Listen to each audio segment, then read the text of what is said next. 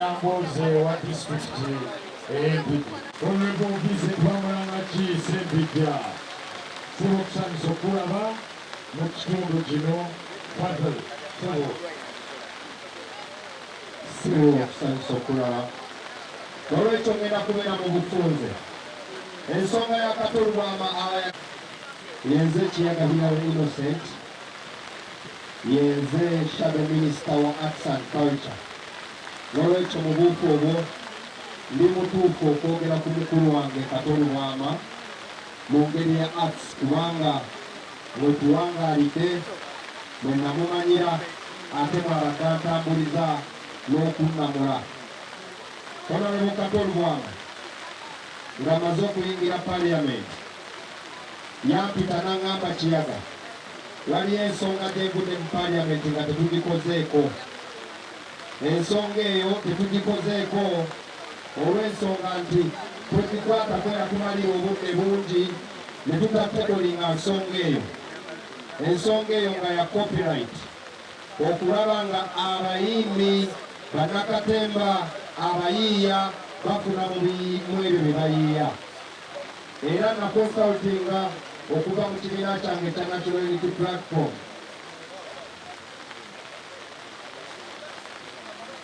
naye akimanyi nti ba artist tebafunamu ebyo bye bakola era njagala okwebaza abaka ba Parliament badda emabega wange ne bampagira Parliament n'empali okukola ennongoosereza ku copyright law naye obubaka bwange bugendagenda nnyo eri ba artist mwenna abali wano abayimbi abali wano bannakatemba abali wano ekirina okutereza anti bakiyita polisi abakulu bano abatukyalidde ba NUP balambulukufu bali lwedde okutuwagira okulaba nga ati astreamliningirwa tufunemu ebyo bye tuyiiya naye ffe ba artist ffe twesuddeyo okuba ne bampa okugenda okukola ennongoosereza ba artist n'emitimbagano gyammwe saabalaba buli omu yasigala apostinga shows nga bwe zigenda mu maaso naye ng'ekirina okutuyamba copyright law n'olwekyo ndi wano okubasaba ba artist nga ne tunagamba gavumenti etuwe ssente nga ne tumwesembereza ga ssente za gavumenti tuli bagagga ate tuli bagagga nnyo so tulina okusooka okwewagira bano bannamateeka batulabe nti twewagidde batuwagire okusinziira ku bye balina okutuwagira Kato Lubwama yavaayo lwatu n'agamba Dr. Hilderman ndi mabegawo n'olwekyo mbasaba ba artist bannange twewagire ekirina okutuyamba si genosale ekirina okutuyamba si pulezidenti tuwa ssente na bisawo bya ssente bangi babawadde ssente temulina kutula solo za ngatto ne mumanya nti mukutudde solo bina okuba obulungi wabula tulina okulaba nga tutereeza industry ffe nnyini tufunye omukisa waliwo omuzannyo gwe balanga wano ogwa Sizifaya katusuubire kyate si gwe gwatudde muganda wange Kato Lubwama kubanga yabadde si Sizifaya wabula engeri gavumenti gyeri wano tugisaba ki tetubasaba nti abatuukiridde bwe mubamuwa ssente wabula twagala mukolenga gavumenti mumanye nti industry eno established yeetaaga ki Kato Lubwama bye bibadde bimuluma nga tugenda ne tula mu parish development model naye nga art industry yasettinga dda on oyagala gyomusenga bakutegeeza ekyokutegeera nti art industry eri established oyagala abe mukiri akole ki okulaga nti art industry eri established oyagala Morini n'atuma ayimbe luyimba kyokutegeeza nti art industry yakabi ye gwe bwewulira abajenzi nga bagamba bye basinga obugagga mu nsi yonna tekikuba mattu na bugumu kutegeera nti eyo industry yakabi n'olwekyo ffe tetwagala kutuwa busente bwammwe ffe olwedde tuli bagagga wabula twagala amateeka gaffe nti Kato Lubwama olwaleero ye best selling olunaku obbalo yafudde famire eno singa teetaaga mabugo ye most selling kati ku mitimbagano gyonna naye famire tegenda kufunamu bintu byabamukubye ku buli every radio station naye Kato Lubwama tagenda kufunamu tuno ebintu beetaaza bannyabo ne bassebo njagala kukuma wano nga nsaba gavumenti ebeere redirected waweera enteeka ssente ababatuukirira bwe baba nga babuyabuya nga bwe babategeeza bwe okuteeka ssente nga babuyabuya tebategeera muliteffe tumanyi art industry owawe mulina okuteeka ssente Ssaabasajja Kabaka awangaale okuva lwe twafuna amawulire gano nga bannamawokota batukwatako nnyo era tubadde tuteekateeka eyo mu kibuga naye nga ne ground eri maziga ag'ekikeeta waggulu okuviibwako omulongo Kato Lubwama. Kato Lubwama abadde muyiiya, Kato Lubwama abadde mukozi, Kato Lubwama abadde atwagala nga bannamawokota era singa si nkuba buli omu yandibadde aliisa ku maaso n'alaba ennyumba gali kwoleka gy'alese ku foundation n'alaba wano we tutudde ng'era yali yeeteekerateekera embeera eno ey'okukiringa naddala yakuba ekifaananyi n'alaba nti singa tutuuse mu Uganda empya buli muntu yandibadde n'ewaka aweegombesa sobola projects eziraba zikomye mu kkubo n'olwekyo gw'amawokota essaza ate lyenkulembera ate nga nditereza wampigi basawo ne bannyabo basaba tutereze empigi nga tuteekateeka abaana abayiiya abagezi abatatya abaagala Ssaabasajja Kabaka abagenda okuzza mu kifo kya Kato Lubwama mawokota esigale ng'eshayininga bw'otunuulira ekiri wano abantu bavudde okumpi n'ewala bazze lwa Kato Lubwama n'olwekyo omundi omulanga ogwatereza mpigi ng'oweerera omwana wo mu busobozi bwo twesengejjezza amasomero abagenda okuteekateeka bakata abalala tusigale nga mission ne baba yakwata buyinza nga Kyagulanyi Ssentamu atudde mu ntebe mawokota erina okusigala mabega. Ssaabasajja Kabaka awangaale mukyamukulu waffe omulongo Kato Lubwama essaawa esabira tusaba Katonda ow'ekitiibwa amusonyiwe yasobya ng'omuddu amuwe ekiwumulo eky'emirembe. Nze Ssentaayi Muhammad Muyanja kiikirira abantu ba Bukoto West mu Lwengo district. kitalo nnyo kitalo n'abasomi bannyabo ne boogedde obunamu Kato Lubwama byebyo era byonna bituufu. Nze Brandon Kintu nga ndi baka palamenti okuva mu ssata ly'e Kagoma ate era nzalogera akabondo k'abaka ba NRM palamenti. Honorable Kato Lubwama mirembe. Kango Pamela Nasiyo, omubaka omukyalo okuva e Budaka district. Kato mukwano gwange kumula mirembe.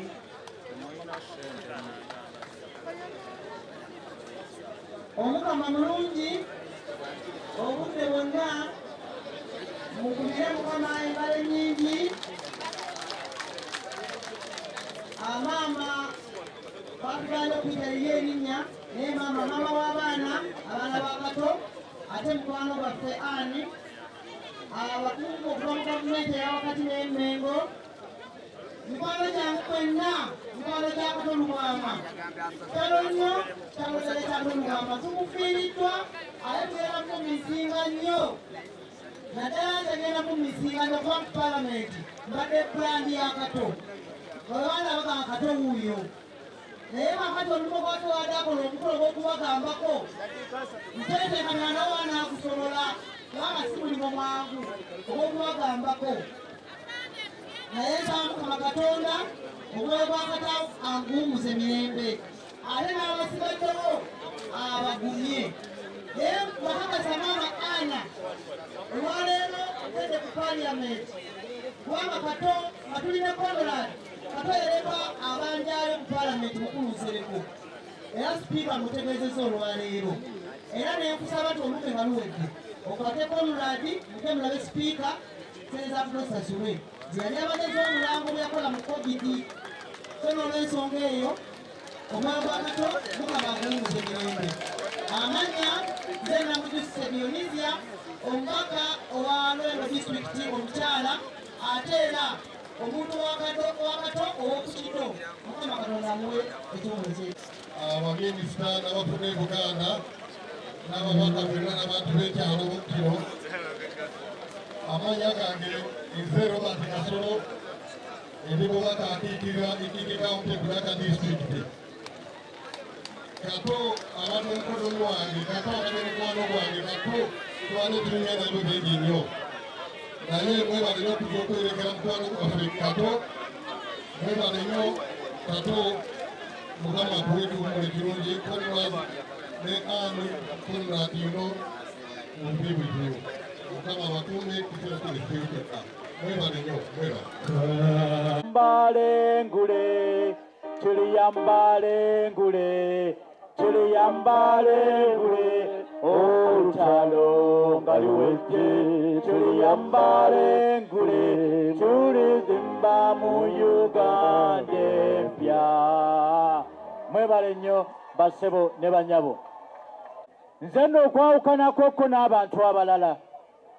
Bannabyabufuzi abasinga bazze mu kifo kino eno olw'okubeera nti abantu be mubuusabuusa amaaso, be mutasoosowaza ababookya kasooli, abavuzi ba boodabooda, abatunzi b'amatooke, ab'oku butaala, ab'e Nateete, ab'oku Ttaano, ab'e Nateete mu Kigagga ne Busega, abaalabamu ekyama Honorable Kato Lubwama ne bamufuula omubaka wa Parliament owa Rubaga South. Era ababaka bazze wano eno olw'okubeera nti yaliko mbaka waki owa Rubaga South. Ne bambi tebasobodde kujja olw'ensonga nti transport 2,000-3,000 ezibaleeta okujja wano eno tebazirina. N'ate era ne mbeebaza okubeera nti nabo ate bansiima okulaba nti nsobola okudda mu bigere bya Honorable Kato Lubwama, nsobola okulaba nga tugatta manifesto okulaakulanya constituency yaffe eya Rubaga South, era nga tugatte wamu engalo okwebaza ebyo n'ebirungi Honorable Kato Lubwama byakoze. Basebo ne bannyabo, Ssaabasajja Kabaka awangaale ne Nnaabagereka agerekera Obuganda. Our people power! Our power!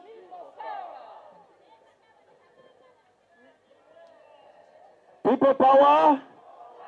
Our power! Kitalo nnyo, kitalo ddala. Naye ngenda kukola sentences nga 5 zokka, then mbalekere ekibuuzo kimu. Sentence esooka, kyannaku nnyo nti wetwogerera kati ogenda okulaba nga Mulago yazimbibwa dda naye ate Kirudde yakazimbibwa. Ne nkubuuza ekibuuzo kimu tuwa gye tugenda. Kyannaku nnyo nti wetwogerera kati Uganda ereka awangudde akalulu nerangirira ereka awangudde nerangirira gwe bawangudde, wa gye tugenda. Kyannaku nnyo nti wenjogerera kati buli omu yalibadde yeegomba okuba ne bodyguard, naye ate kati weeraliikirira nga bakuwadde ne bodyguard, buli omu tali fair, buli omu tali safe. N'olwekyo wetuli wazibu nnyo, wetulaga tetumanyiiwo, naye tusaba muganda waffe Kato Lubwama gy'alaze atusabire, Katonda atusaasire, kubanga wetugenda wazibu nnyo, Katonda yekka y'asobola okutuyamba. Kitalo nnyo, kitalo ddala. Mukama awummuze mirembe. People power, people power, DP, DP.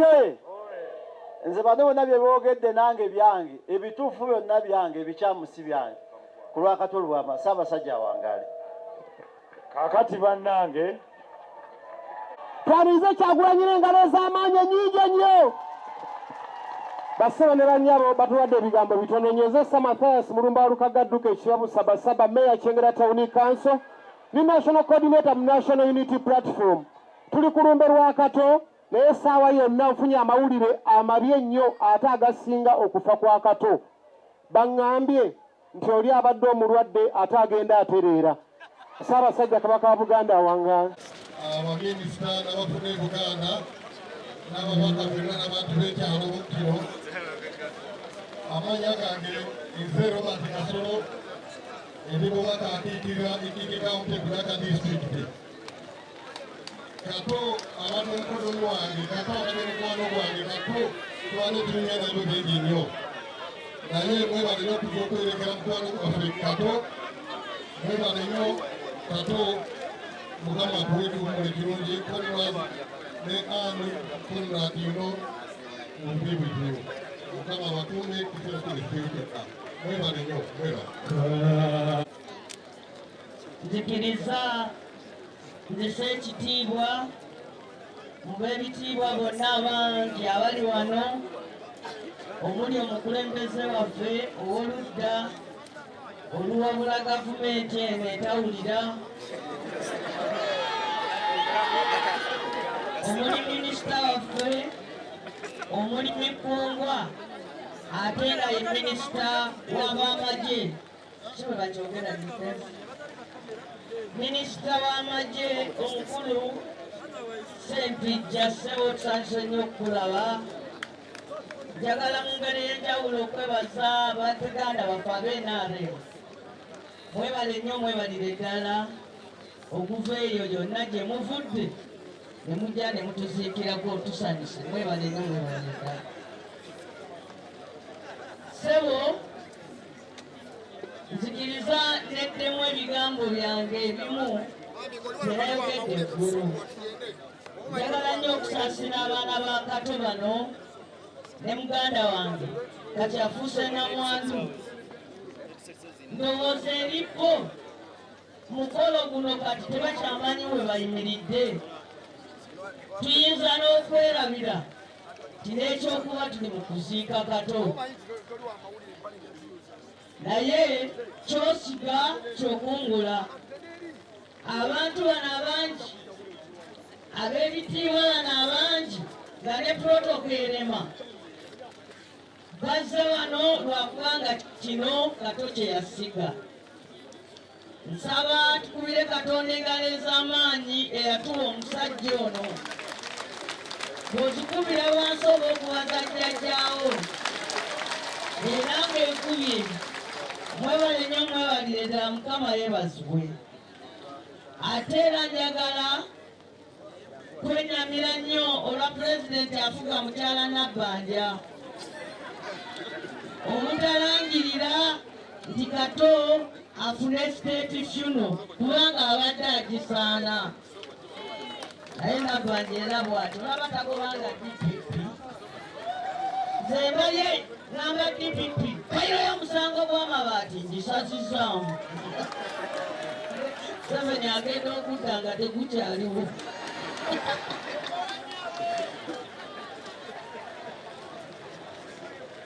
Bwe mwatwala Kato ku National Theatre, mutima gwange ne ŋŋamba kyali tekisaana kumutwala ku Paalamenti. Naye era manyi bwe tunaddamu otutuula mu Paalamenti ennuŋŋamu, kino ekiteeso ekyokungubagira Kato tujja kukireeta nze n'enserekooni.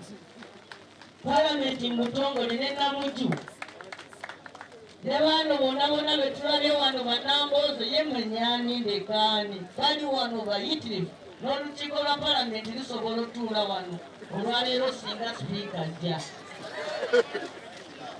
Kato ono abadde kyakulabirako kirungi, naye bulijjo bapayoneya balaba nnyo. Buli w'olibeera nga gw'otandise mu lutalo gwe tobeerawo okulya ku birungi byalwo. Era ekyo kyekiraga omuntu eyasiga akoze enkyukakyuka ez'amaanyi tawangaala kulya ku birabo bya revolution. Kati ba Kato bano bakyusiza industry eya comedy, eya theatre, eya music.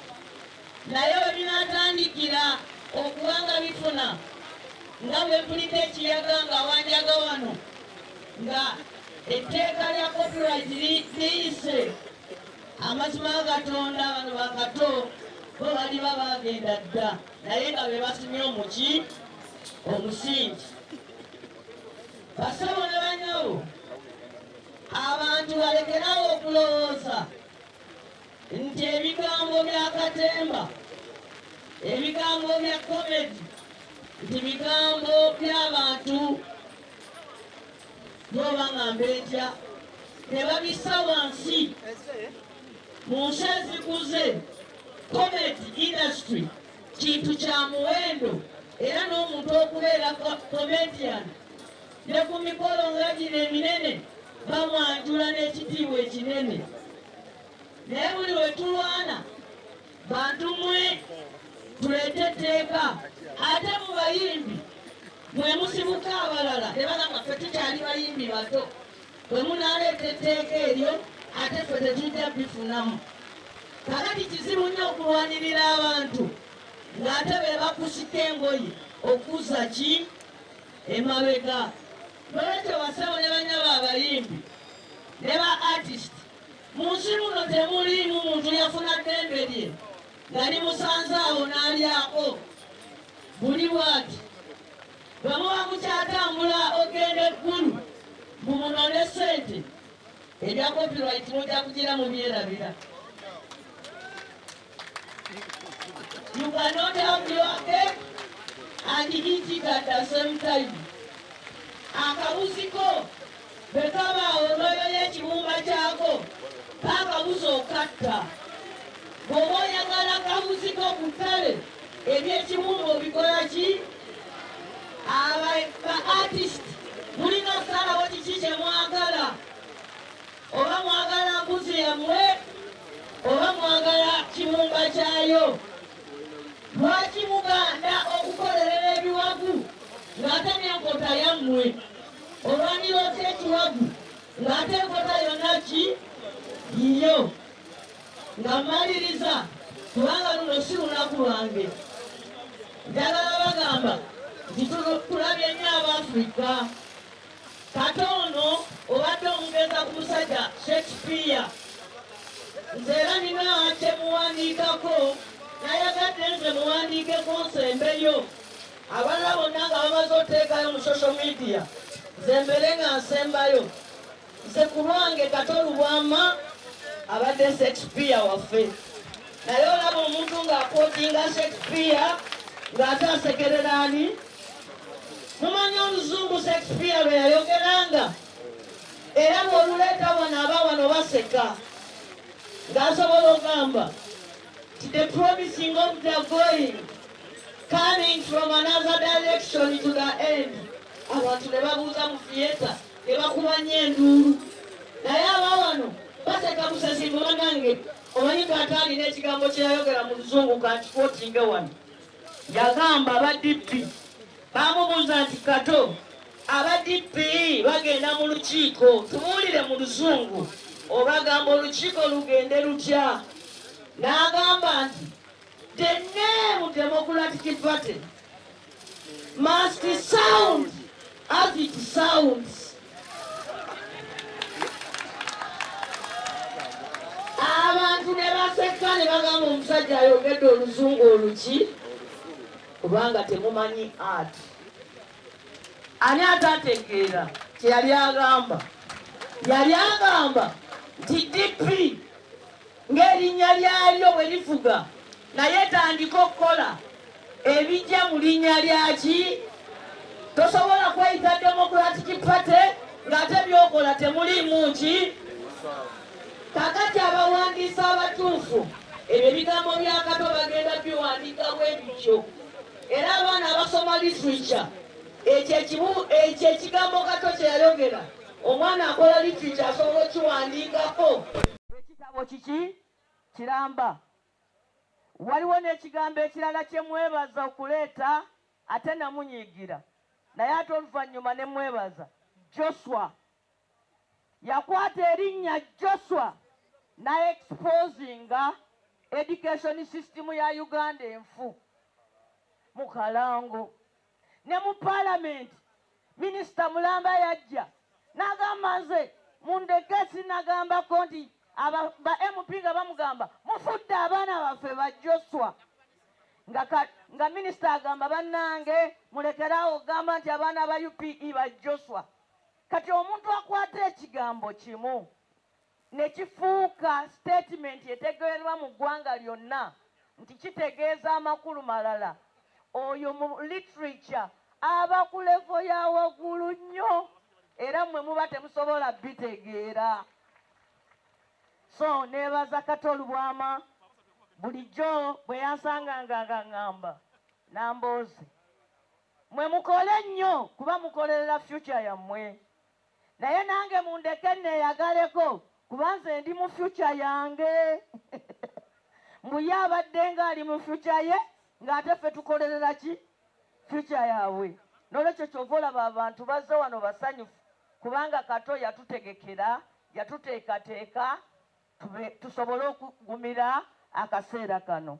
Mwebale nnyo, mwebalire ddala bassebo ne banyabo. Naye bw'otuuka eyo oyinza n'okutugambira abaliyo abakambwe ne bamukola ki? Ne bamusaasira. Weebale nnyo. Amannya gange nzi Aston Kajara.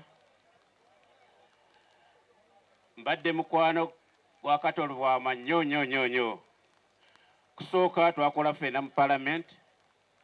Ekyokubiri ffenna tubadde tusula emutundwe n'olwekyo abadde neiba wange. Ate tubadde n'ekiti kyaffe kye bayita Lemonade Fitness Club.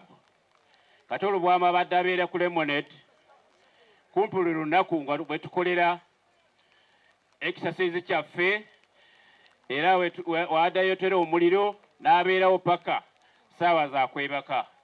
N'olwekyo mbadde n'abantu bangi abaagala nnyo Kato Lubwama ate babadde ba kilabu yaffe ya Lemonade Fitness Club emutundwe.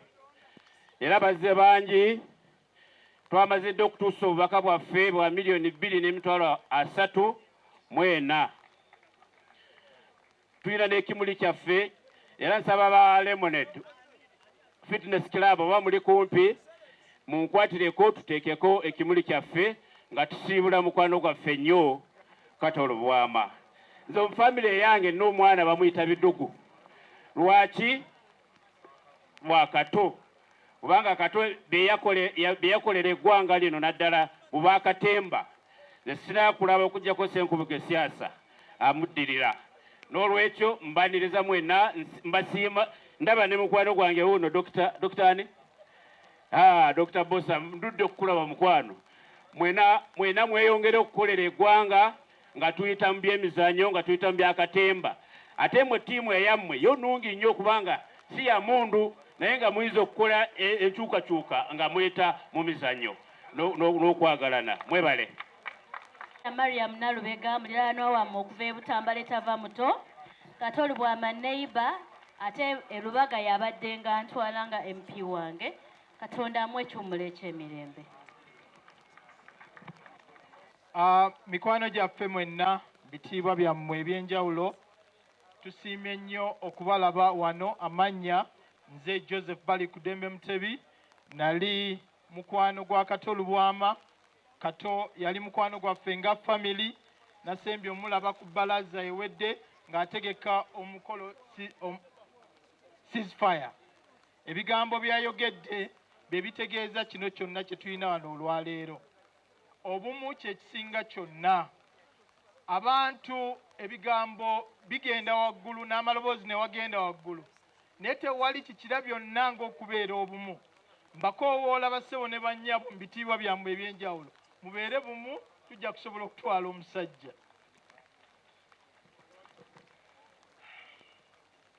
Bakungubazi bannange mwenna, amannya Alhaji Latif Sebagala Sengendo. Kato abadde muganda wange munafumbe munnange era omukolo gwe twasembyeyo ne Kato gwabadde bugerere kiyammuli ku Sunday ewedde. Kitalo nnyo kitalo ddala. Basolida mwenna weebuli bane basolida mwebale nnyo mwebalidda byonna bye mukoze. Kitalo nnyo kitalo ddala. Mukama Katonda tusaba Mukama Katonda abeere ng'ayongera okulabirira abaana ba Kato Lubwama. Mwebale nnyo mwebali ddala.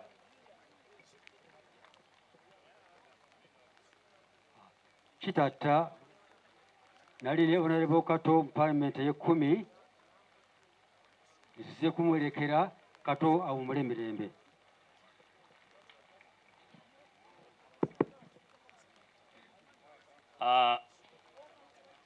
bakungubazi bannaffe mwenna okusookera ddala nze nja kukola gwa kwebaza amannya bampita Ibrahim Kasozi Kato Lubwama abadde mukadde wange era abadde ampita mutabani we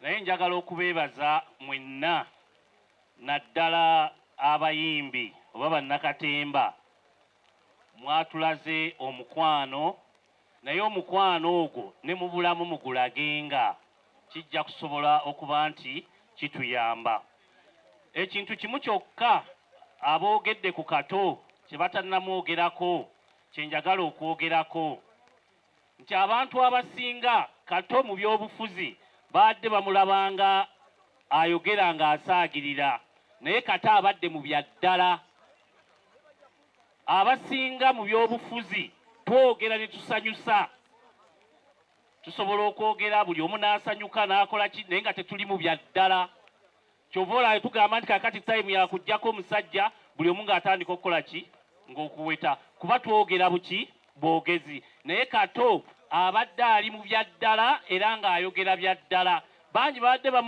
bagezaako omuga nti Kato agamba tugende tulye ate mu paalamenti eriyo ekyekirala eno eya Museveni awatali kulya n'olw'ensonga eyo abadde ayogera mazima naye ng'ali mu bya ddala kye tulina omuyigako bannabyabufuzi abaliwo tuleke okukyamuukiriza abantu tubeere mu bya ddala tujja kuba tusasudde Kato mwebale nnyo mwebalire ddala bakungubazi bannange Sebo leader of opposition in parliament Sebo mulodi wa Kampala abakulu mu biti ebyenjawulo obudde n'embeera gye tusobola okwogerera ku mukwano gwaffe afaananga Kato wadde tumaze ennaku 7 nga twogera tebisobola kutumala nze Kato abadde mukwano gwange nga mukoddomi wange ngenda kumwogerako ebigambo ebisembayo 2 oba oli awo byesobodde kwogera mu nnaku 6 ezasoose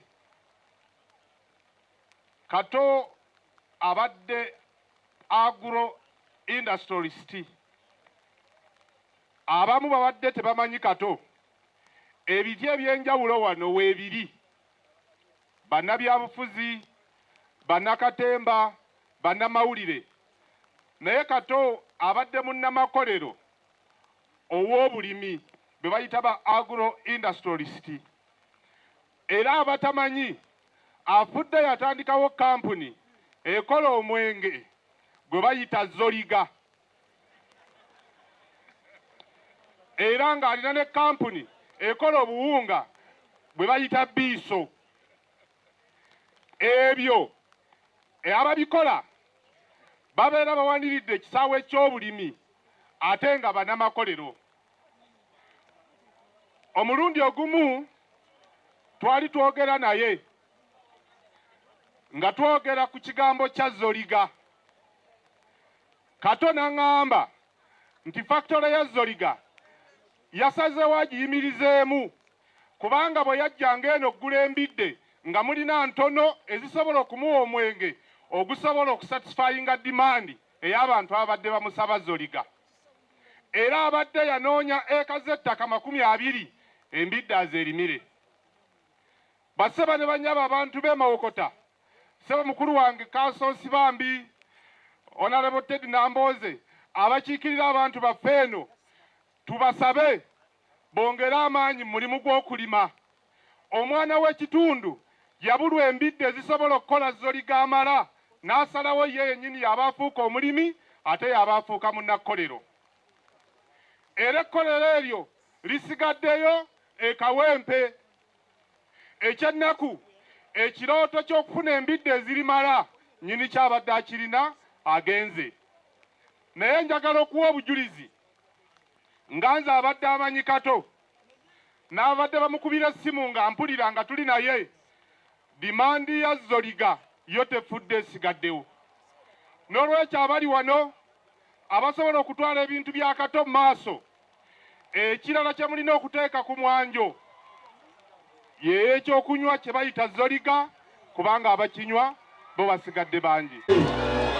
Nsaba buli muntu sigalawo badde abazze bawerekera okuva Mengo bakungubazi bannange mwenna kitalo nnyo kitalo ddala ekyokuviibwako Honorable Kato Lubwama. Nakola ne Honorable Kato Lubwama mu Parliament ewedde nga taata wange ye Waswa ng'era ngamba oli gwe kawala kange olina okubeera mu Parliament paka lw'olifa kuba ffe abalongo tuyinaako enkizo era ssebo taata wumula mirembe. Ekyokubiri bwe twali tugenda mu kalulu kano akaakaggwa Kato Lubwama yaŋŋamba ebigambo bino nti akalulu ke tugendamu kabannakatemba ate kabavubuka. Nze ne bwe sidda mu Palamenti naye Veronica olina okudda mu Palamenti okiikirire ab'ebukomansimbi akwesimbyeko muyaaye naye tugenda kuleeta abayaaye okuva e Lubaga bajje bakole fujja ebukomansimbi paka boonodda mu Palamenti. Era bwe nayitamu Kato ye omu ku bantu abasooka okunjoyizaayoza wadde ye yali takomyewo naye yanjozaayoza. Tugenda kusubwa nnyo wumula mirembe Allah akusonyiwe ebyakusobako. People power, our power, NUP, everywhere, ra, sha. Elinya Nabagabe Kalule Flavia, omubaka omukyalo wa district ye Kasanda, ate chairperson wa National Inter-Platform Women League. Kato Lubwama, mukwano gwaffe, wumula mirembe. Hey, people power, our power, NUP, everywhere. Muzukulu wa Namwama Tereza Namboze, nababuuzizzaako dda ate mwongera kalulu n'engalo okwaniza pulezidenti waffe, pulezidenti wange Kyagulanyi Ssentamu. Kato Lubwama wumula mirembe.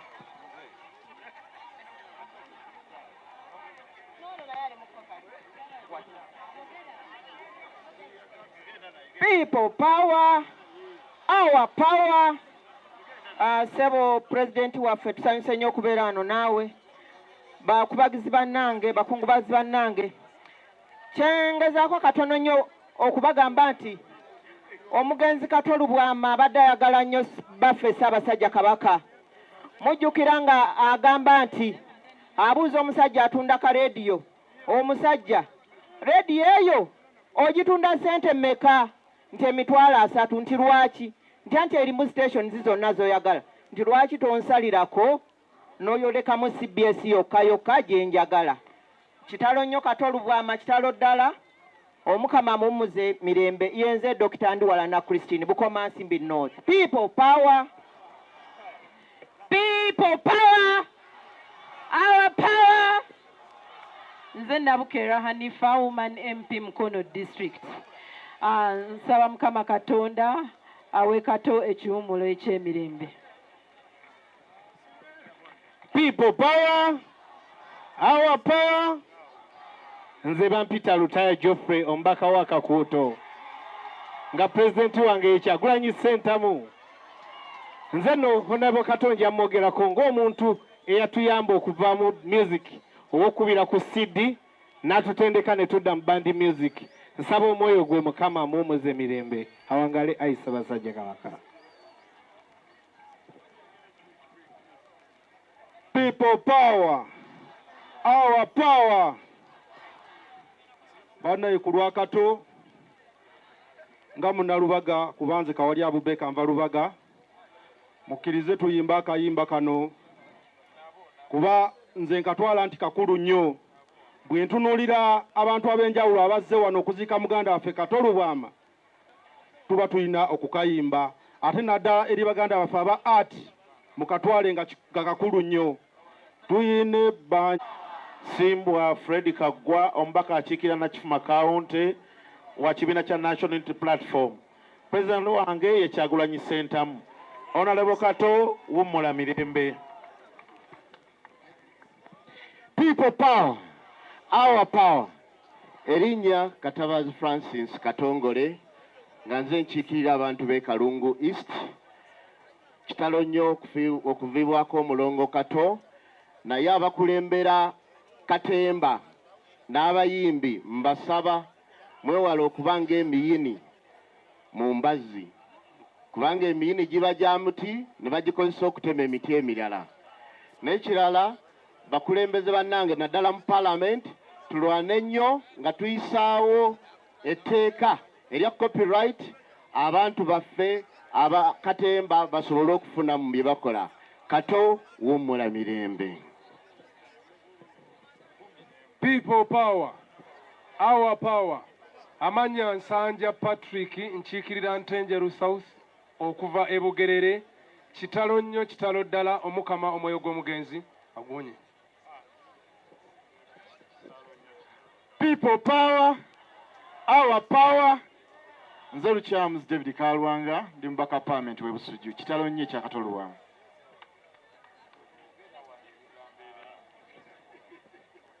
A people power, our power. Omukama mulungi ekiseera kyonna tumuwengaleza amaanyi. Erinnya Namugagoreti, nze mubaka wa Mayogola County era Shadow Minister wa Science, Innovation ne Technology mu gavumenti ya Kyagulanyi. Kato wummula mirembe. People power, our power. Nze Nakimuli Helen omubaka omukyalo wa district ye Kalangala mu bizinga by'Essese. Abasese banyolwa wamu nammwe era bantumye nti kitalo ddala muzira fumbe Kato Lubwama wummula mirembe. People power, our power. Nze Kato Lubwama mwebale. People power. Amanya n'eddoboozi mpitibwa Jeno Bigirwa Moses nga mbadde mukwano gwa Honorable Kato Lubwama okuva eka muri municipality. Njagala okutuusa obubaka obw'okusaasira famire ye namwandu n'abaana naffe balwanyi banne ababadde naye mu lutalo. Nga maliriza n'akagambo kamu, Kato afudde yanyiigiramu naye yamala n'ansonyiwa kuba nali musiza bwe yali ayagala okuyingira Parliament namuwa akakodyo akapenetratinga ground. Namukubisa tiya gas eyali amusiza enateete. Kato n'angamba Bigirwa tomanyi nti obulamu bwange butono osobola otya mu ambush efaanagana bweti. Ne mugamba ogenze mu Parliament ogenda kweyagala emyaka 5 zenyiza n'obutabeerayo. Kato bw'atyo n'agenda mu Parliament gyasanga ba Honorable Nsereko ebirala history ali mulamula nga bw'amaze ku nsi. Mungu amuwe ekiwumula eky'emirembe. People power, mikwano kitalo nnyo kitalo ddala. Erinnya nze Betty Efo Naluyima, omukiise omukyala owa Wakiso District, ate nze Shadow Minister wa Local Government. Abakulembeze bannange we bali wano mu nsonga za local governments. Nabategeeza dda nti nze nabadde mwannyinaze kubanga obukojja bwa mpindi era wo Oluganda we lugira. N'olwekyo ebigambo bye tulina byaweddeyo tubyogedde nga biwera. Bibeere essomo nti enkya woofa oleka tukaaba oba tugamba tukuwonje. Mikwano tetulina bingi bye twongerako naye naffe tuli boolo ne twambala engule. Mwannyinaze Kato wummula mirembe. Sebo Kato Lubwama wummula mirembe. Naffe ffenna lyekkuba okuleka Katonda omwana gw'ayagala ennyo. Buli kimu bwe kijja gwe kireka tetumanyi lwaki era ne COVID yayinza omuwona. Weebale nnyo weebalire ddala. People power, our power. Kyagulanyi oye! President Kyagulanyi oye! Bakungubazi bannange nsanyuse nnyo okubasanga. Amannya nze Segirinya Muhammad mbaka wa Parliament wa kitundu kya Kawempe North. Nsooka okubeebaza bannange mwenna bakungubazi okunsabira okuva mu kkomera. Era munzikirize neebaze Lord Mayor Yasirukwago ne Council Medadi Segona abali wano nti baakola omulimu gw'amaanyi nnyo okutugiza mu kkomera ne mugana ngala ni Sewanyana. twali tugenye naye abasajja ne balwana ne pulezidenti waffe ne bammemba bannaffe ne tufuluma akaduukulu. Bannange mwebale nnyo, mwebalire ddala. Kyenjagala okubategeeza baganda bange, tusaaliddwa nnyo omusajja gwe bayita Kato Lubwama. Kato Lubwama ye musajja abadde alwanirira obwenkanya. Kato Lubwama ye musajja abadde alwanyisa obubbi. Era njagala okubategeeza kankiddemu wano, bwe nali mu kkomera ne ŋŋamba nti Katonda yandinsaaside ne nfuluma ekkomera, Kato Lubwama ne bamujjanjabirako mu ddwaliro lyaffe erya Kawempe North Hospital, kubanga eddwaliro eryo we lyatuuka omuntu yagendanga mu Amerika ne bamugamba genda e Uganda gy'olese eddwaliro erya Kawempe North Hospital, genda owe UK ne bamugamba genda e Uganda gy'olese eddwaliro. Naye kibi nnyo, Kato yafudde simujjanjabye. Naye ke ŋŋenda okusembyayo, lwaki tulina okulwana tulabe nga gavumenti ekyuka? Abazungu bajja ne bayiya ekyuma ekikwata ababbi ne bakitwala mu Amerika mu ssaawa 2 kyakwata omubbi omu, ne bakitwala e Rwanda mu ssaawa 3 kyakwata ababbi 2, ne bakitwala e Kenya mu ssaawa 1 kyakwata omubbi omu. Bwe bakireeta e Uganda ekyuma kyennyini kye baatwala. N'olwekyo tulina okulwanyisa obubbi obuli mu ggwanga lyaffe Uganda. Kato Lubwama obadde olwanirira obwenkanya, wummula mirembe muganda wange. Ssaabasajja Kabaka wangali. Wegamba ki ekyuma kye babba? Alan Sewanyana.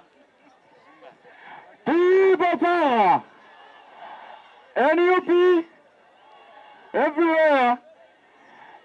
Sebo President waffe Robert Kyagulanyi Ssentamu, omulodi w'ekibuga Kampala Elias Lukwago Saalongo, omuzira waffe nze ne Segirinya, baminisita mwenna abali wano, ba-honorable member parliament, mikwano gyaffe mwenna, mwebale nnyo, mwebalire ddala. Abakungubazi mwenna abali wano okujja okungubagira Honorable Kato Lubwama, mwebale nnyo, mwebalire ddala, mwekubireko mu ngalo.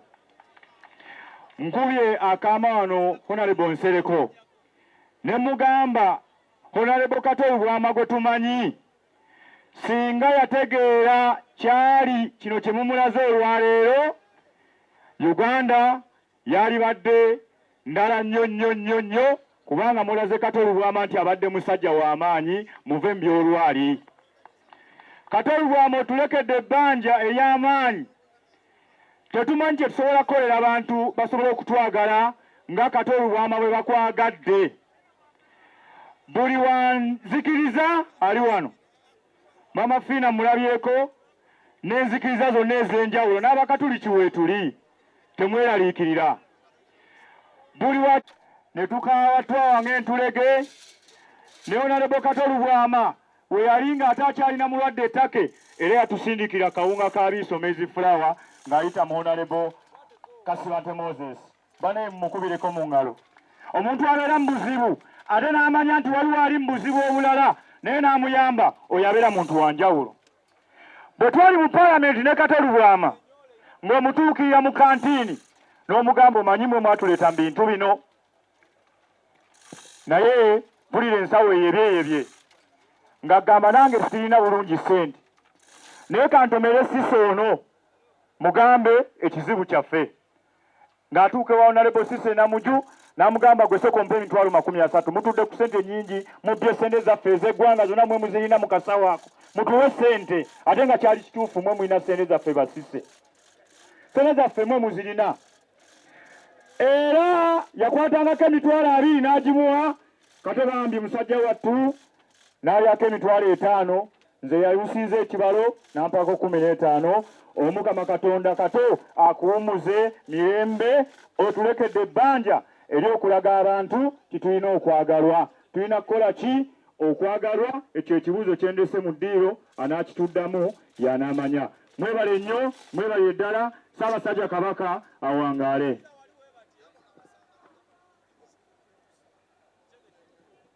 People power and our power. Nze Medat Segona Lubega kali amaggwa Saalongo. Kato mbadde kitaawe olw'ensonga eyo. Sijja kwogera byaba parliament bye boogedde kubanga ninayo ebirala. Ssaabasajja bwe yampa obwa minisita obw'amawulire, waliwo abavubuka oba abaana Kato Lubwama waliwo omuvubuka gwe bayita Abe Mukiibi oba waali wano n'abavubuka abagwa mu kkowe eryo Kabaka n'abatukwasa. Kato nga bwe mumanyi abadde namwatulira mpuliridde wano nti n'ez'ababbi abadde azibasaba n'azibajjamu naye ababbi mbadde sibamanyi mbategeeredde wano. Twebaza Katonda olw'obulamu bwa Paulo Kato Lubwama. Naye kammalirize n'ebigambo bibiri Ssebo President kubanga nze sidda mu protocol. Bwe mbadde nzija nina omukyala nsabye muleeteko ne mugamba sijja kusobola kumuleetako sayinza okulaba Katikkiro naye abansinga banaamwanjula. Omukyala bwe mugaye sijja kusobola muleetako mbadde nzijudde nankolimira naga kale mugende muziika omufu wammwe kasita n'owaffe anaatera okufa sijja kubayita era ne musuubiza nti tetujja kujja. Ekituleese okuziika Kato Lubwama si bivulu naye kubanga abadde waffe nga tumutegeera. Nsanyusa okuwulira abagambye nti abadde ayogera ekigambo kyonna ekimuli ku mutima. Kambayo ekyokulabirako era mmalirize. Waliwo ennaku ezo ebigambo bye yayisanga ku lulimi lwe ne mukubira ne mugamba mutabani njagala kukulaba nanga ow'ekitiibwa sijja kujja kukulaba kubanga byogenda okuŋŋamba mbimanyi. Ate bwe naakuwuliriza n'oŋŋamba nja kuba sikyayinza kujeemera naye ndeka njogera ebigambo byange. Oyo ye Kato Lubwama. Katwongere okumusabira Katonda amusaasire yonna gy'alaze era tusaasira nnyo famire ye n'abaana be era n'ab'ennyumba ye yonna. Mukama amulamuze ekisa era nammwe abasaasire. Tweyanziza tweyanzeege abali awo abazze nga mutandise okusokoola amasimu yasibwanaamala Honorable Sewungu ayogere. Bakulu ba meeya abakulembeze b'ebitundu tuyina bangi naye sigenda bazzaako. Mugenda kwogera boogezi linnya bw'olisukkamu nga nkuggyako. Weebale. Bakungubazi bannaffe kyakusaalirwa era kibi nnyo nti nze mubaka wa Lubaga South Kato Lubwama gwasembyeyo okulaba mu bulamu bwe osanga yandirabye ku balala. Naye engeri President gyali mu kifo kino eno Robert Kyagulanyi Ssentamu mbadde nsaba buli akkiririza mu nkyukakyuka tuyimbe akayimba kuno olutalo